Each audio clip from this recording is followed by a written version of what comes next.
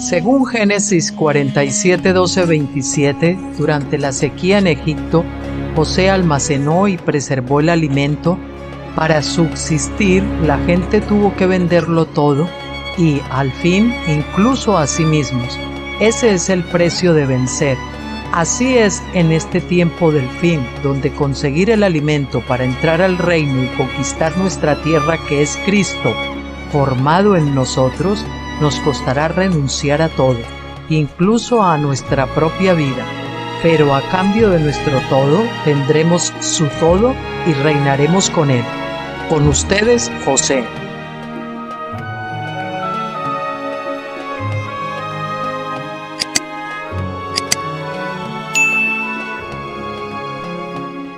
Hola, muy buenas tardes. Aquí es un placer.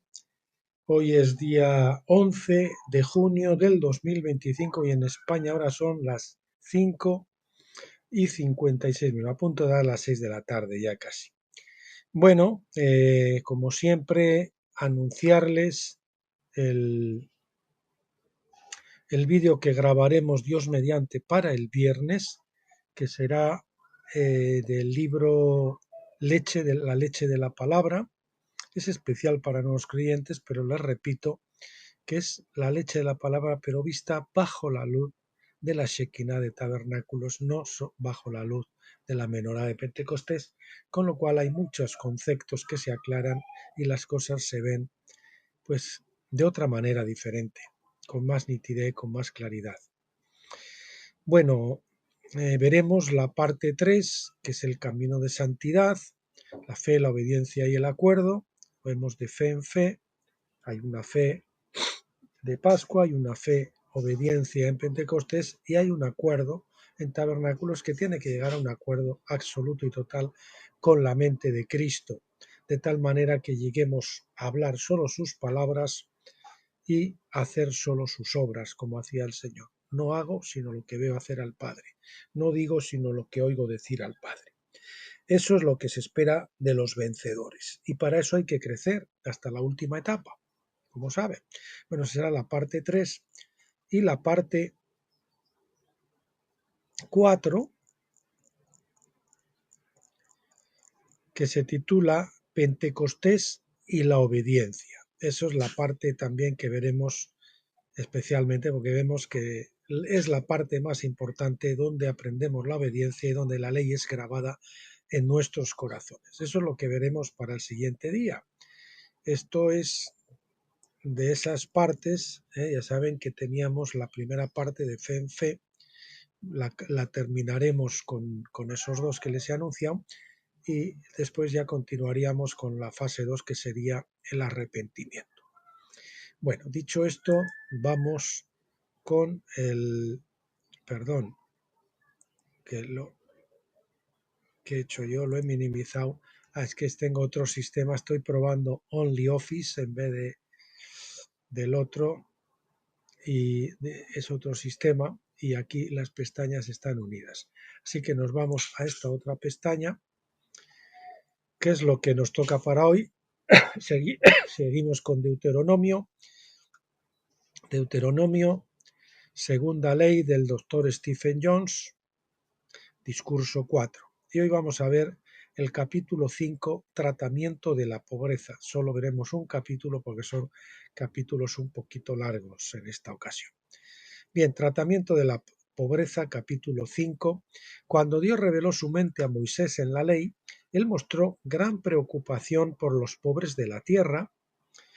Al ordenar una liberación del pago de la deuda durante cada año sabático, se aseguró de que los deudores no se empobrecieran por los años de reposo.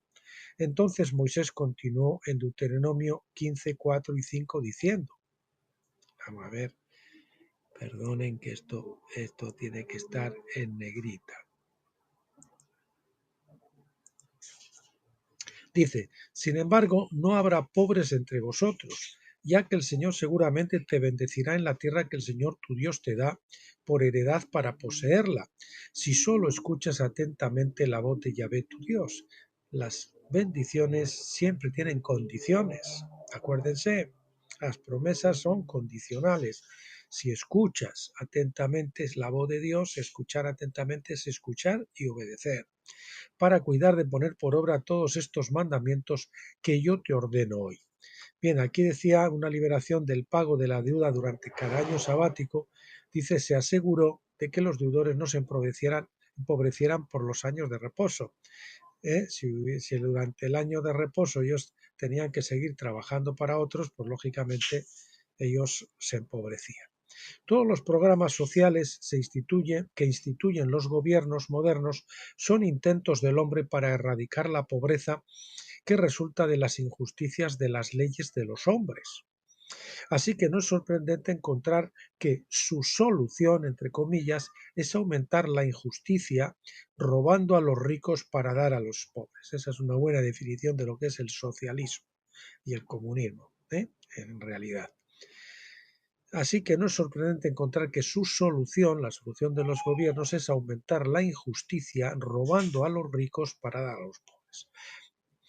Robin Hood es admirado porque les quitaba a los ricos, les robaba a los ricos para dárselo a los pobres, pero robar a los ricos no está correcto. Otra cosa es que hay una revolución, que hay una serie de cosas y demás, y se cambien las leyes, ¿no?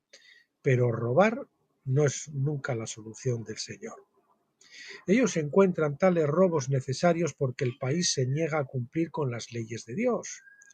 Como el país no cumple con las leyes de Dios, entonces hay problemas económicos, entonces ellos se ven forzados a quitarle a otros el dinero. Si las naciones reconocieran que Jesucristo es Rey y cumplieran con sus leyes, la pobreza sería erradicada. Esa es la clave para erradicar la pobreza, que se cumplan con la ley. Y hoy en día sabemos que si no hubiese ladronazos ahí arriba, que son como un pulpo, ¿no? O si quieren como una sanguijuela gigante encima del planeta, absorbiendo todo, ese famoso 1%, y luego los otros que están un poco más abajo, del 3 o del 5 o del 10%, que quitan la riqueza a ese otro 90%. Por lo tanto, ellos nadan en la abundancia, tienen riquezas que no necesitan para nada porque tienen más que lo que les sobra, pero parece que su deseo y su obsesión es empobrecer al resto para ellos creerse así, no sé, en fin, sin ningún sentido, ¿no? Porque en el planeta Dios ha dado abundancia para todos y si estuviera bien repartido según las leyes de Dios, pues no hubiera pobreza. Moisés dice, no habrá pobres entre vosotros si vosotros escucháis obedientes la voz de Dios.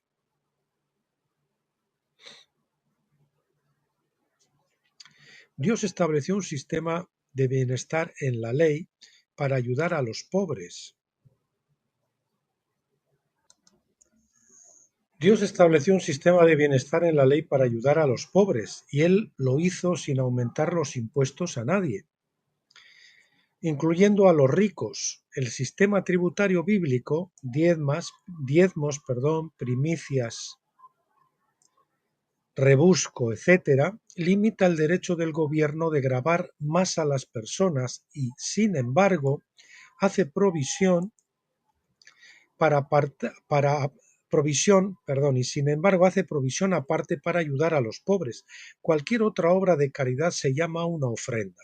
Ya no es un diezmo, ni es una primicia, ni es un rebusco. Eso sería ya una ofrenda. Una ofrenda siempre es voluntaria, mientras que los diezmos, el rebusco, primicias y eso son obligatorios, ¿no? El sistema de Dios se asegura de que todas las familias en el reino tengan una herencia de tierra, y porque la tierra no puede ser gravada, el gobierno no puede confiscarla por falta de pago de impuestos. En el peor de los casos, la pobreza puede obligar a una familia a vender sus tierras, pero esas ventas son en la práctica solo un arrendamiento. Es un alquiler por X años, ¿no? Debido a que la herencia de la tierra siempre se devuelve al propietario original en el año del jubileo a más tardar, o bien cuando pague la deuda, y si no en el año del jubileo obligatoriamente esa herencia que le había vendido, su tierra, sus campos o lo que sea, su casa, pues debía volver a su poder. Así, incluso los pobres siempre tienen una fuente de ingresos siempre y cuando estén dispuestos a trabajar a la tierra. Algunos dicen, ¿cómo se van a salvar aquellos que han hecho un pacto con el diablo? Bueno, han hecho un pacto con el diablo como muchos lo pueden hacer por el tiempo, hasta el jubileo.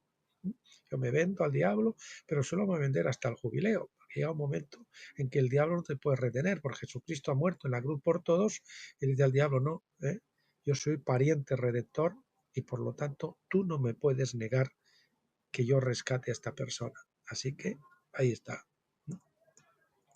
Las naciones rebeldes no pueden, perdón, falta una N, erradicar la pobreza. Moisés dice específicamente que la erradicación de la pobreza depende de su voluntad como nación para escuchar la voz de Dios y obedecer sus leyes. La nación que obedece tiene sus leyes, son prosperadas. Deuteronomio 28 nos dice las bendiciones de la obediencia y las maldiciones de la desobediencia. Pero Moisés también sabía que Israel era una nación rebelde y se negaría a hacerlo. Por lo tanto, dice que de hecho se enfrentarían al problema de la pobreza. En el versículo 11 le dice a la gente, porque pobres no dejará de haber en la tierra. El no es el LO en hebreo, que quiere decir no, porque pobres no dejará de haber en la tierra. Parece que es contradictorio, ahora lo vamos a explicar, ¿no? Por lo tanto, yo te mando diciendo, tú abrirás libremente tu mano a tu hermano, al necesitado y al pobre en tu tierra. A primera vista esto parece contradecir el versículo 4 que dice no habrá pobres entre vosotros, pero cuando vemos que Israel inevitablemente dejaría de seguir la ley de Dios, la aparente contradicción se resuelve. En Deuteronomio 31:29 Moisés dice, porque yo sé que después de mi muerte vais a actuar de manera corrupta y os volveréis del camino que yo os he mandado. Esto no significa necesariamente que las personas que desobedecen la ley de Dios se empobrecerían. En su lugar significa que cuando la nación, es decir, el gobierno, se negara a aplicar la ley o a reconocer la soberanía, estamos hablando de las personas en un caso y la otra la nación o el gobierno, ¿no? Vamos a subrayar las dos para que sepamos que estamos comparando lo uno con lo otro. Repito, esto no significa necesariamente que las personas que desobedecen a la ley de Dios se empobrecerían. Puede haber casos que no ocurra. En su lugar significa que cuando la nación, es decir, el gobierno, se negara a aplicar la ley o a reconocer la soberanía de Dios, instituirían leyes del hombre que empobrecerían a muchas personas, que es lo que está ocurriendo hoy, a base de impuestos, a base de ponerles trabas a la clase media, a los primeros empresarios. Ellos lo que quieren es estar ellos arriba, en el machito, y tener a todos sojuzgados, sometidos a un salario mínimo, para que ellos no puedan protestar, no se puedan rebelar, y a la mayoría de ellos dependiendo de una paga del gobierno, subsidios y demás, y así ellos permanecer en el gobierno sojuzgando a todos los demás, ¿no? Y haciéndoles luego, si pueden comer insectos, que coman insectos, ya, y las chuletas ya no las comeremos nosotros. Esa es la manera de pensar de esa élite. Bueno, esas son las leyes que empobrecerían a mucho. Los gobiernos injustos. Las leyes injustas favorecen a los ricos a expensas de los pobres. Esto suele suceder cuando los ricos escriben las leyes, es que sobra aquí las. Repito, esto suele suceder cuando los ricos escriben sus leyes y palabras de una manera tal que los pobres no entiendan cómo estas leyes les mantendrán en la pobreza. Por ejemplo, hablan de democracia, hablan de igualdad, hablan de que si los ricos tienen que pagar más, que si esto que lo otro, pero al final los grandes ricos nunca pagan más, y a los otros pues hacen una demagogia completa porque no hay ni democracia, no hay nada, porque todo lo tienen manipulado y controlado. Entonces, con la excusa de que ellos les van a dar, los engañan, pero resulta que al final lo que siguen haciendo es aumentando los impuestos a los menos pudientes y a la clase media para que todos sean pobres y ellos solamente los ricos. Por ejemplo, el socialismo suena como que ayuda a los pobres a expensas de los ricos. Pero en realidad es una falacia porque solo crea pobreza entre un segmento más amplio de población. Es decir, nos iguala a todos en la pobreza, no en la riqueza solo a ellos. A los hombres se les ha enseñado a despreciar la ley de Dios por ser austera, creen que eso es austero, ¿no? Cuando en realidad el principio de robo del socialismo finalmente conduce a la austeridad y a la pobreza. ¿eh? Apretaros el cinturón, no os duchéis con agua caliente, no pongáis el aire acondicionado más de no sé cuánto, ¿no? Dicen los ricos ahora con el tema de Ucrania y con el tema de las crisis, ¿no? Que hay que apretarse el cinturón, pero ellos jamás se lo aplican. Ellos siguen en sus bacanales, en sus aviones, en sus mansiones y en sus lujos. Mire a la Grecia moderna y a España. Fíjese que hasta España se le reludirá aquí, yo creo que es el infierno fiscal probablemente mayor del mundo en estos momentos. Mire a la Grecia moderna y a España 2013. Sus sistemas socialistas ahora exigen austeridad mediante las leyes de los hombres. Al final del trayecto el socialismo se encuentra con el muro de ladrillos y debe elegir entre la austeridad y el jubileo. Llega un momento en que ya no hay, ¿eh? No hay dinero porque se lo han robado todo y entonces debe elegir entre la austeridad o el jubileo. Es decir, vamos a condonar todas las deudas o vamos ¿eh? a matarlos de hambre a todos. Se debe elegir entre la ley del hombre o la ley de Dios, pero incluso si eligen un jubileo y cancelan toda la deuda, deberán aplicar la ley de Dios o pronto llegarán al mismo callejón sin salida. Es decir, si no siguen la ley de Dios a partir de entonces, pues es pan para hoy y hambre para mañana. Por eso no hay ninguna solución aquí en España, ni Alvise, ni Vox, ni nadie, ni Marine Le Pen, ni no sé quién, ni no sé cuántos. Mientras aquí no, las constituciones no están sometidas a la ley de Dios, cualquiera que venga va a ser pan para hoy y hombre para mañana. Ahí tenemos el ejemplo de Alvise. Ha ido al Parlamento de Europa, han salido 3 y 2 de los que iban con él le han traicionado. Poderosos caballeros don dinero. Enseguida se vendieron al lujo, a los dineros que allí corren ríos para los eurodiputados, por no hacer nada les dan el oro y el moro, y entonces, pues claro, no te votamos aquí lo que nos digan, mientras que se me llene el bolsillo, pero eso sería, como les digo, pan para hoy y hambre para mañana, mientras no venga una revolución espiritual del Espíritu Santo que cambie los corazones, siempre será pan para hoy y hambre para mañana. Para cualquier persona que estudia los acontecimientos actuales es evidente que Dios ha dado a Occidente ser los acreedores de los países deudores del mundo. Claro, pues estamos sometidos al cautiverio babilónico de la Reserva Federal. Esta es la única prueba real que alguien necesita para conocer el sistema socialista de que el hombre no trae la riqueza, sino la pobreza de la mayoría. Las leyes de los hombres no traen la riqueza, sino la pobreza de la mayoría. Algunos miren a Venezuela también, por ejemplo, el país es así. Algunos pueden atribuir este problema a la idea del dinero fiat, en lugar de un dinero honesto que esté respaldado por el oro o la plata, pero el problema es más profundo que eso. La pobreza a escala nacional es causada por el rechazo de las leyes de Dios, incluso aunque los hombres sin ley individualmente se vuelvan ricos. Bueno, siguiente epígrafe, de la riqueza a la pobreza. Moisés continúa en Deuteronomio 15:6. Porque el Señor tu Dios te bendecirá como te ha prometido, y le prestarás a muchas naciones, pero no tomarás prestado, y tú dominarás sobre muchas naciones, pero no tendrán las otras naciones dominio sobre ti. Estados Unidos, dice el doctor Jones, ha pasado de ser la mayor nación acreedora, a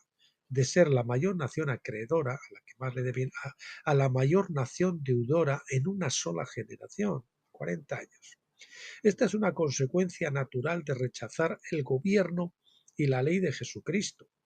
De hecho, este es un juicio de la ley como se confirma en Deuteronomio 28, 43 y 44, las maldiciones de la desobediencia que les comentaba antes.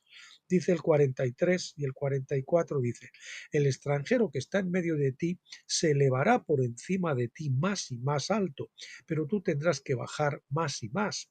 Él te prestará a ti, pero tú no le prestarás a él. Él será la cabeza y tú serás la cola. España, de ser hace una generación, de ser la octava potencia mundial, ha pasado a ser no sé cuántos. Ya nos ganan naciones que estaban muy por detrás de nosotros. Y eso ha sido una sola generación. Y debido a esa política errática socialista, ¿eh? Y también de la derecha, entre comillas, porque trabajan para el mismo amo, y uno pues abre la puerta un poco y el otro protesta y hace que protesta, no, pero cuando viene a gobernar él, deja la puerta ahí. Entonces vuelven los otros y la abren un poco más. O como aquel que vino aquí en España, ¿eh? Que dijo que iba a bajar los impuestos, son las promesas de gobierno, y después resulta que sacan mayoría absoluta para cambiar un montón de cosas que decían que iban a cambiar y no cambiaron ninguna. Es más, aumentaron los impuestos. Así, entre uno y el otro nos han ido llevando a una situación de empobrecimiento tal que si no fuese por la deuda que incrementa, pero vamos, usted no se puede hacer ni idea. Bueno, España está más vendida ya que no sé. Esto habla de extranjeros o forasteros que no cumplen. Les comento todas estas cosas, esto no es una cuestión política, es espiritual para que vean los efectos de desobedecer las leyes de Dios y de darles la espalda al Creador.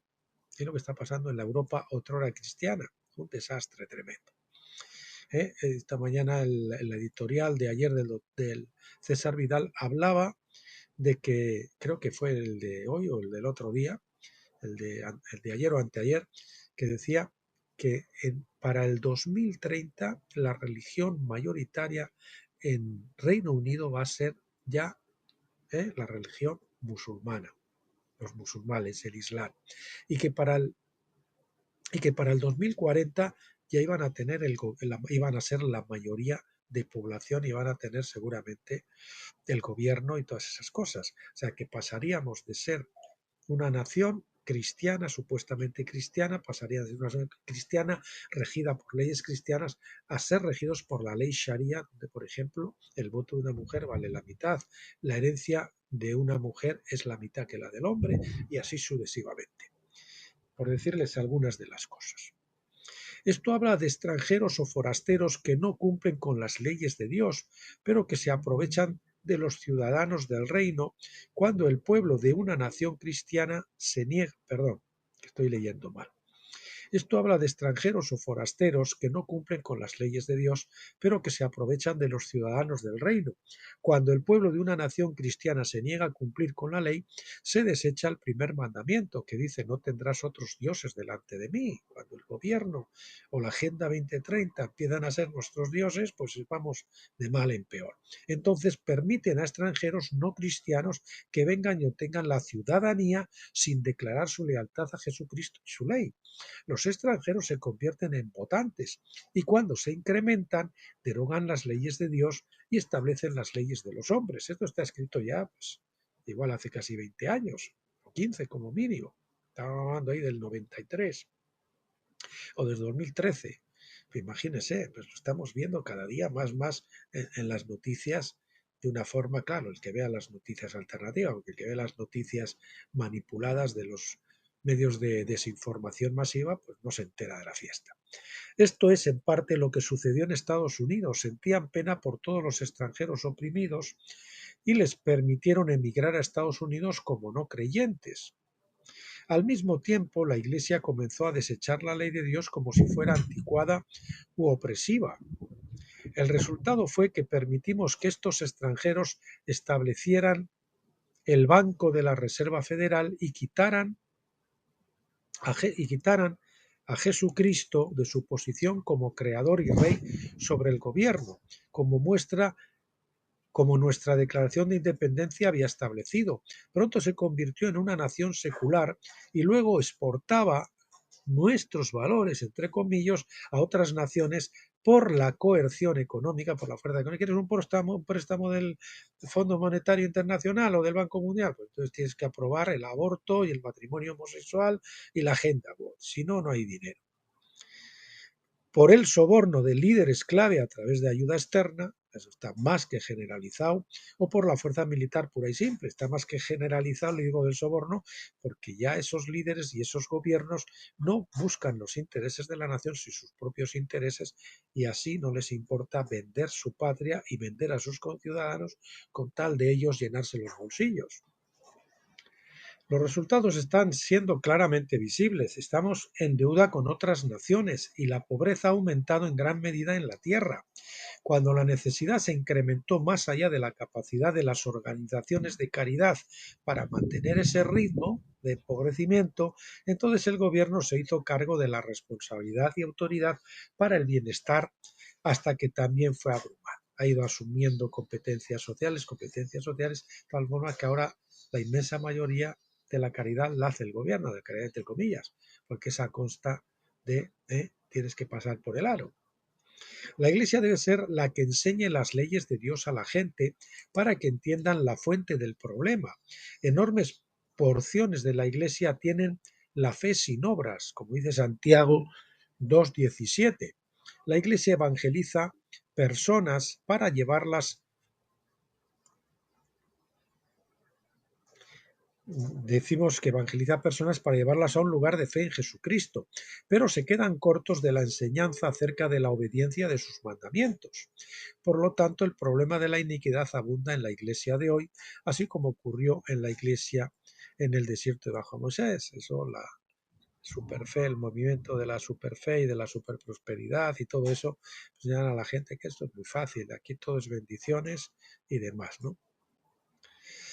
No hay que obedecer, no hay que vivir conforme a las palabras de Dios, no te preocupes, todo muy bueno. Tú solamente llena, echas la ofrenda y siembra porque luego el Señor te va a multiplicar. Mentira siempre, al final acaban frustrados y sin dinero. La anarquía trae juicio divino.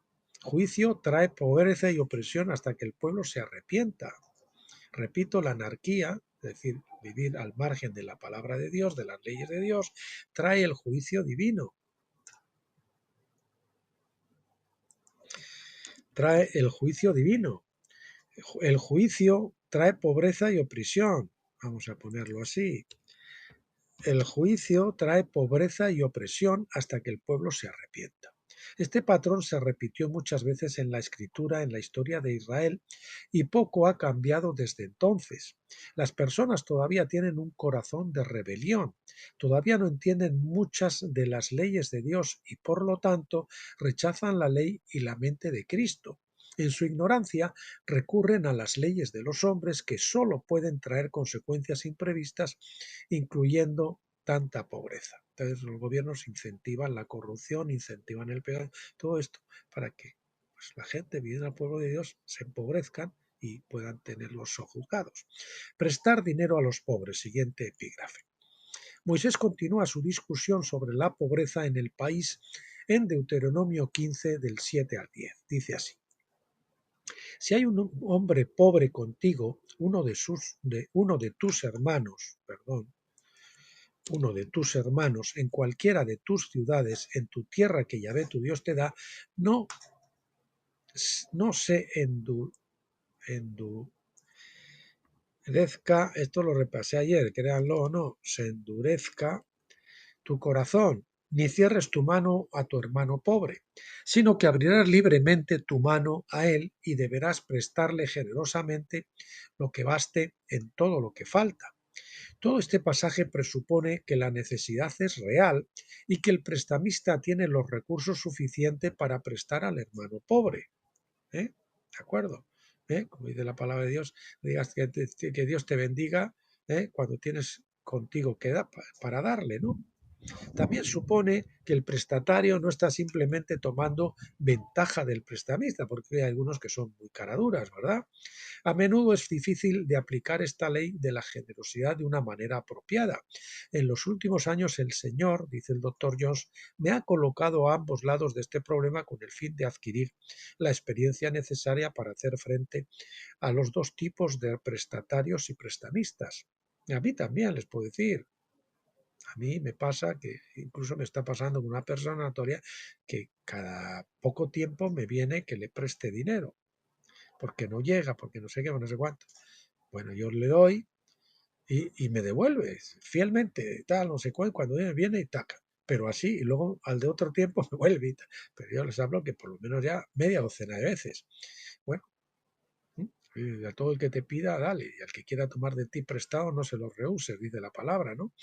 Pues bueno, pues yo trato de obedecer al Señor, aunque me moleste un poco que este hombre no solucione su problema.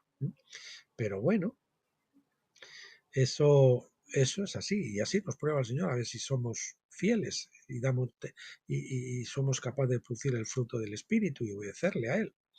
Todo este pasaje presupone que la necesidad es real y que el prestamista tiene los recursos suficientes para prestar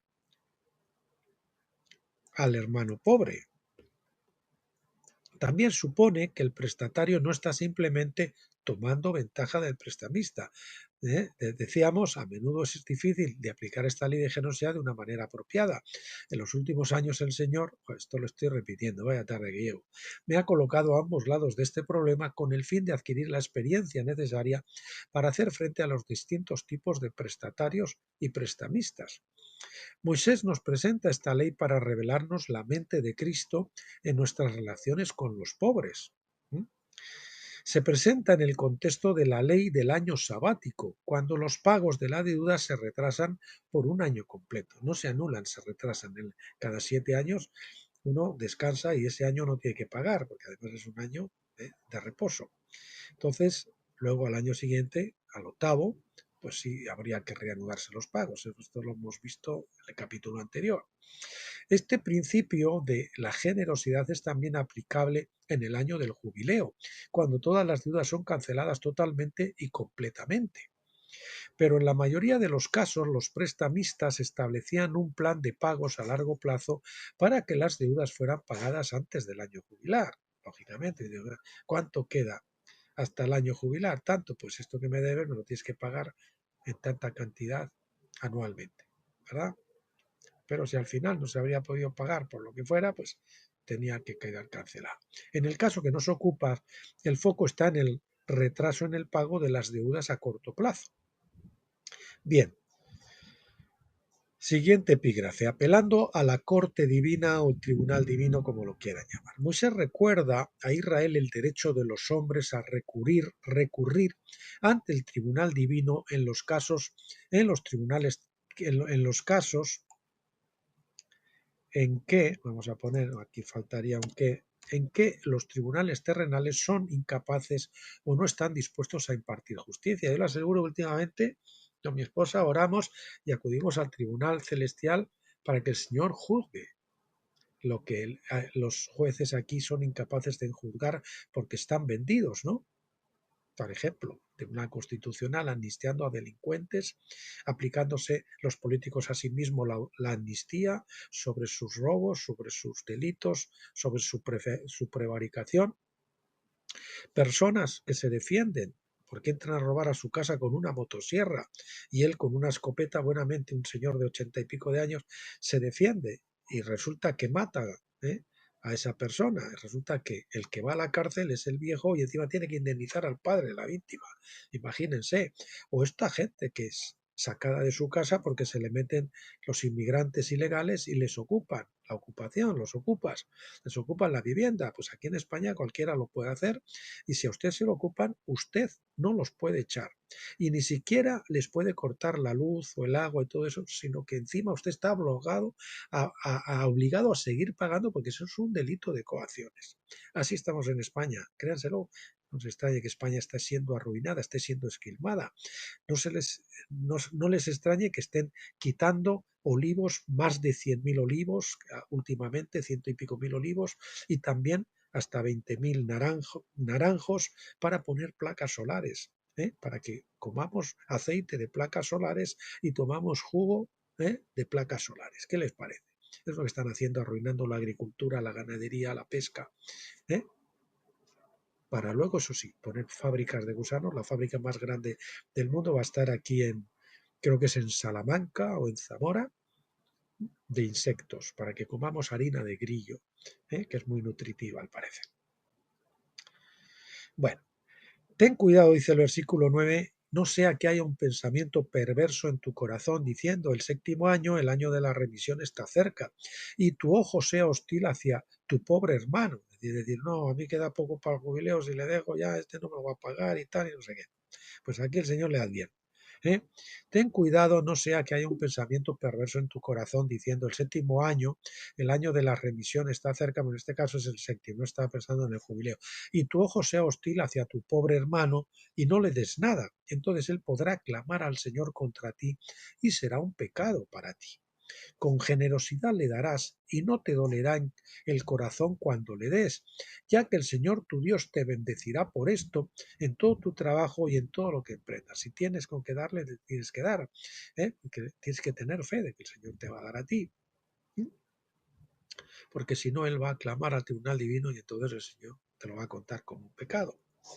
Cabe señalar, si la necesidad es real y el acreedor es duro de corazón y tacaño, el hermano necesitado tiene derecho a apelar ante el tribunal divino de los cielos para demandar justicia, si la necesidad es genuina, y el vecino tiene los medios para ayudarlo, porque él podrá clamar al Señor contra ti y será un pecado para ti. Deuteronomio 15:9. Perdón, que con el viento que hay, tengo abiertas las ventanas porque hace un día de bastante calor, 27 grados y bochorno. Voy a parar un poquito para colocar la cortina porque me está viniendo una y otra vez. Bueno, cabe señalar que si la necesidad es real y el acreedor es duro de corazón y tacaño, el hermano necesitado tiene derecho a apelar ante el tribunal divino de los cielos para demandar justicia. Si la necesidad es genuina y el vecino tiene los medios para ayudarlo, porque él podrá clamar al Señor contra ti y será un pecado para ti. Deuteronomio 15:9. El hombre pobre en este caso no tiene ningún recurso en la corte terrenal porque los crímenes de pensamiento o del corazón no pueden ser juzgados por los jueces, incluso piadosos, aunque sean piadosos en la tierra. Los tribunales terrenales se limitan a juzgar las acciones de los hombres, los hechos, pero en la corte divina del cielo sí se tiene la capacidad de juzgar los corazones de los hombres. El hombre pobre que es víctima de la falta de amor de un vecino puede apelar a Dios por justicia, siempre y cuando él esté dispuesto a dejar el caso en las manos de Dios. Bueno, yo voy a apelar por justicia y voy a dejar este asunto en las manos de Dios. Es decir, no voy a meter mi mano, voy a esperar a ver qué es lo que hace el Señor para solucionar esto. Perdón, que ha salido el sol y ahora casi con tanto sol ni se me ve. ¿Qué tenemos que verlo así? A muchos dicen: no, es que tengo una situación, yo quiero que el Señor me hable de esto, me diga esto y tal. Bueno, pero tú estás esperando, tú estás dispuesto a esperar a que Dios hable, o no estás dispuesto a esperar, porque si no estás dispuesto a esperar, pues lógicamente no tienes fe. Y entonces, si no tienes fe, pues el Señor, vas a meter la mano y entonces vas a hacer según la carne. El que realmente tiene fe, espera. Y si no pasa nada, es que el Señor lo que quiere es que usted permanezca igual, que aguante la situación hasta que haya un cambio de parte de Él, no que usted manipule la situación. Eso es lo que no estamos dispuestos muchas veces a hacer, es a esperar la solución de Dios y la respuesta de Dios. Luego decimos: es que Dios no me habla. ¿Por qué? Porque lo que tú no quieres esperar, porque quieres hacer ya tu voluntad y tu deseo sin esperar a ver de Dios. Dios a lo mejor te quiere así: yo quiero vender un piso, pero el Señor no me contesta si lo tengo que vender o no. Me quiero ir a vivir a tal país o a tal otro. Estoy dispuesto a esperar realmente que el Señor me hable y me dé una respuesta. Ahí está la cosa, ¿no? Bien.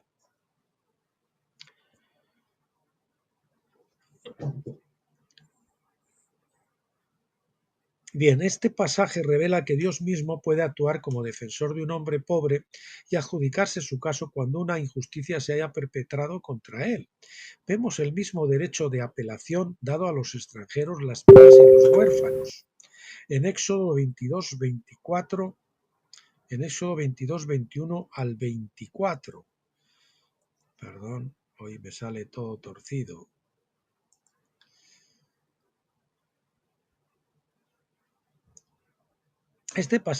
Perdón, otra vez voy. Dice así: y al extranjero no engañarás ni angustiarás, porque extranjeros fuisteis vosotros en la tierra de Egipto. A ninguna viuda ni huérfano afligiréis, porque si tú llegas a afligirlos y ellos claman a mí, ciertamente oiré yo su clamor, y mi furor se encenderá y os mataré a espada, y vuestras mujeres serán viudas y huérfanos vuestros hijos. Tremendo, ¿no?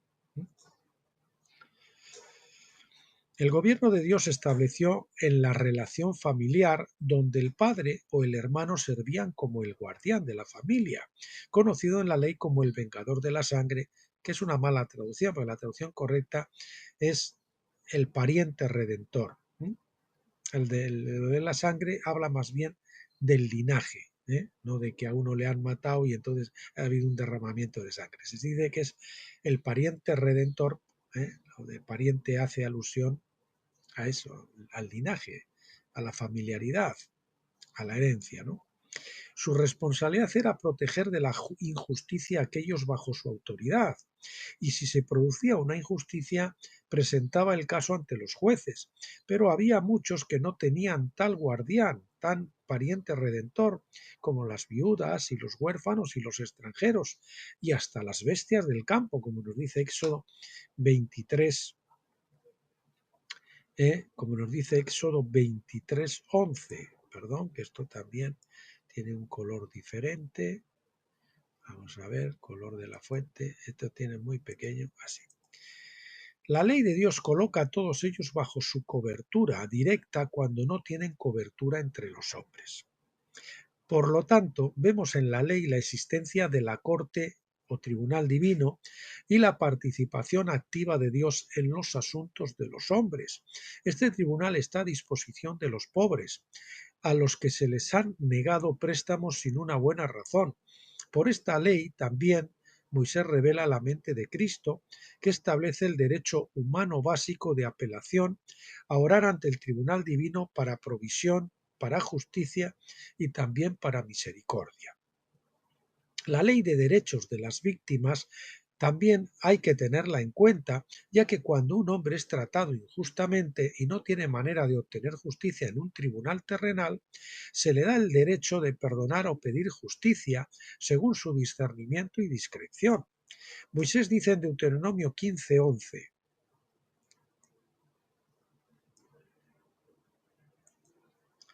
porque pobres no dejará de haber en la tierra, por lo tanto, yo te mando diciendo, tú abrirás libremente tu mano a tu hermano, al necesitado y al pobre en tu tierra. Discutimos este versículo anteriormente al contrastarlo con los versículos 4 y 5, que dicen, no habrá pobres entre vosotros, si vosotros escucháis obedientemente. Parece una contradicción, y aquí dice que siempre lo sabrá. En una nación ideal, donde todas las personas han aprendido a escuchar la voz de Dios y ser guiados por el Espíritu en obediencia a la ley, la mente y la voluntad de Dios, no habría pobreza. Sin embargo, tales condiciones en la tierra se han retrasado en el plan divino. Eso se va a conseguir gradualmente a lo largo del tiempo, pero todavía no. A excepción de para una minoría conocida como los hijos de Dios, que son de Dios, vamos a poner entre paréntesis, los vencedores, es decir, los hijos maduros de Dios que han alcanzado la plena filiación, que realmente tienen fe en Cristo y han aprendido a caminar en obediencia al Espíritu, que viven por fe y en obediencia. Cuando Dios les dice dale, da. Cuando Dios les dice prestan, presta. Durante este retraso, Dios ha cegado los ojos de la gente en general, así como Él ha cegado a Israel como nación, porque Deuteronomio 29:4 dice, vamos a ver, perdónenme, dice, sin embargo, a día de hoy el Señor no te ha dado corazón para entender, ni ojos para ver, ni oídos para oír. En este momento de ceguera, los hombres seguirán siendo desobedientes porque carecen de visión y no pueden oír la voz de Dios, carecen de visión y también de oído. Por lo tanto, carecen de fe para crear las condiciones necesarias para que no haya ningún pobre en la tierra. Sabiendo esto, Dios dijo, pobres no dejará de haber en la tierra, porque sabía que no iban a alcanzar la perfección hasta que llegaran los tiempos venideros, el gran jubileo de la creación. Esto no implica una situación de nunca acabar, sino el hecho de que Dios en su soberanía ha ordenado que habría gente pobre durante este tiempo de ceguera. Dios en su soberanía ha ordenado que hubiera pobres.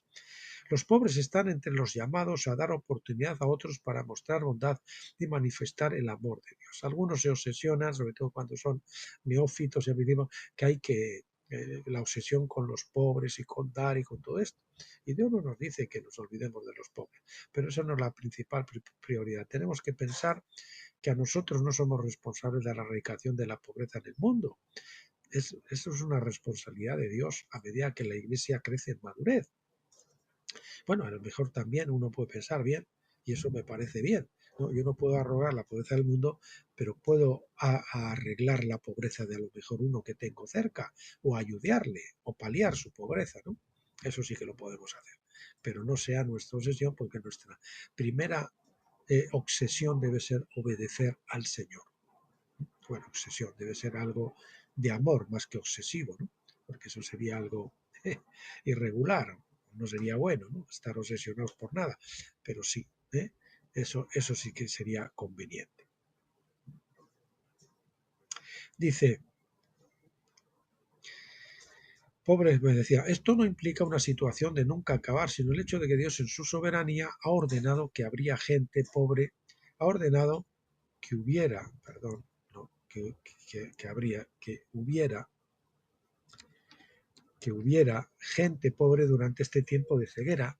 Los pobres están entre los llamados a dar oportunidad a otros para mostrar la bondad y manifestar el amor de Dios. Esa es nuestra oportunidad para manifestar a Dios, la bondad de Dios y el amor de Dios a los demás.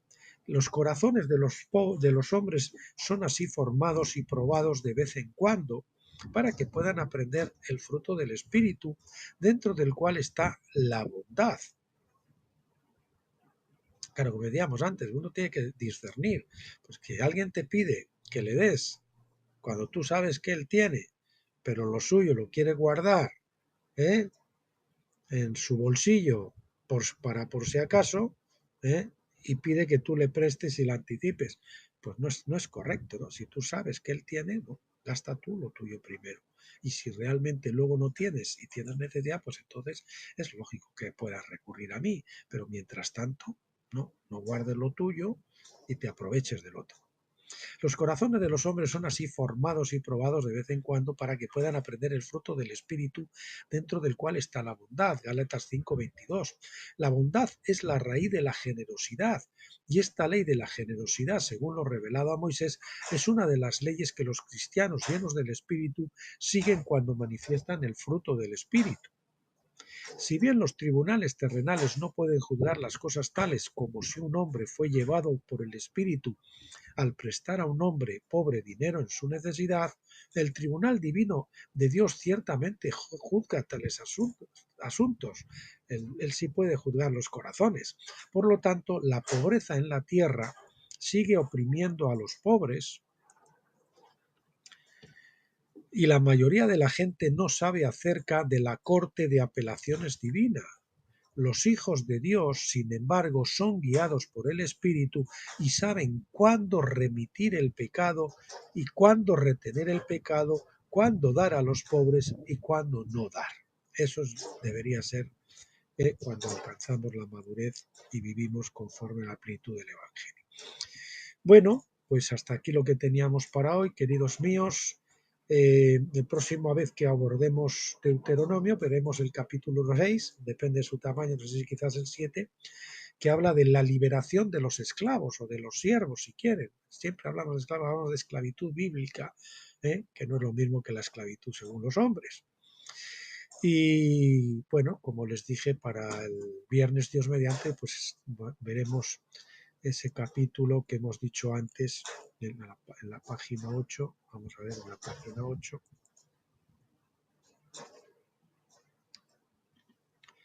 Que es la parte 3 y la parte 4, el camino de santidad, fe, obediencia y acuerdo. Esos que no. Bueno, pues gracias por acompañarme hasta aquí, bendecirles a todos en el nombre del Señor Jesucristo, pedirle al Padre que les ilumine con esta luz maravillosa de la Shekinah en tabernáculos para que puedan entender las leyes de Dios como es debido, con toda la nitidez y la profundidad que no nos puede dar Pentecostés, porque en Pentecostés todavía hay un velo, a pesar de que está la menorá, hay un velo que separa del lugar santísimo y vemos, no vemos nítidamente, vemos como en un espejo oscuramente. Para ver con claridad tenemos que cruzar del otro lado del Jordán y entrar al lugar santísimo de tabernáculos bajo la luz de la Shekinah. Bien, pues emplazándoles hasta el viernes, Dios mediante. Hasta entonces, pasen bien.